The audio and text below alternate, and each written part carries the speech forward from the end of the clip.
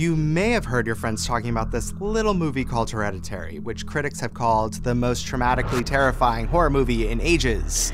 If you're the kind of person who would rather read a Wikipedia page than actually watch a scary movie, we've got you covered with this non-scary guide to everything you need to know about this nightmare parade.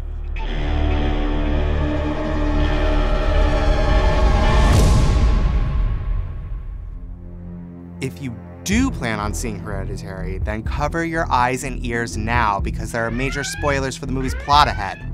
First, a little background. Hereditary is the feature directorial debut of Ari Aster, whose short films up until this point all center on the horror of family dynamics. It's a movie from upstart indie studio A24, which is known for their really slick trailers and horror films like The Witch, Green Room, and Under the Skin. So now for the plot. Hereditary stars Toni Collette as a miniaturist, already creepy, named Annie. As the film opens, we learn her mother has died, which triggers tragedy and supernatural forces to suddenly plague her family. These include strange apparitions, seances gone wrong, and the family slowly being picked off one by one. Alex Wolff, who you may recognize from Happier Days as one half of Nickelodeon's The Naked Brothers Band, gives a brutal performance as her traumatized son Peter.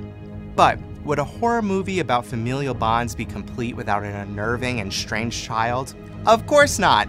And we have the perfect example of this in Annie's daughter, Charlie!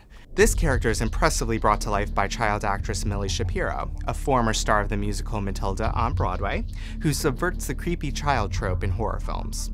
She's a quiet, artistic, constantly tongue-popping kid whose connection to the weird events around her family is left purposely vague. By classic horror movie standards, you'd think she'd be climbing up the walls and spinning her head around in the third act, but you'd be wrong because one of the film's most terrifying themes is decapitations! Charlie loses her head in a truly horrifying car crash about a third of the way into the film, a fate that falls on more than one character.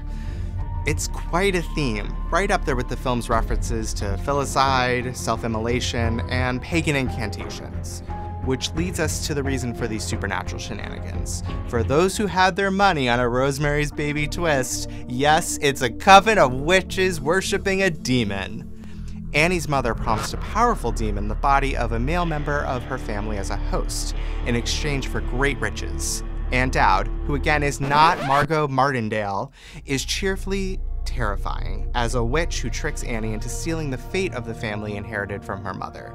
The film does a great job subtly exposing how the cult is manipulating this series of unfortunate events, but still makes you question to what extent. All of them witches. And who is the demon causing all this ruckus? Why, it's Pagan, King of Hell. Pagan actually starts off the film inhabiting Charlie's body, but seeks out a male host and is successfully inhabiting Peter by the credits. So why are people talking about this movie besides the audacious violence? It's a horrifying meditation on how mental illness and grief can impact the dynamics of a family. Aster said he wanted to make a family drama where after the tragedy, things don't work out, which is definitely the case here. The film also forgoes the more expected conventions and scares for a horror film, instead focusing on building a tense atmosphere. Don't you ever raise your voice at me! I am your mother! So that's it. You've successfully avoided being scared while learning about Hereditary.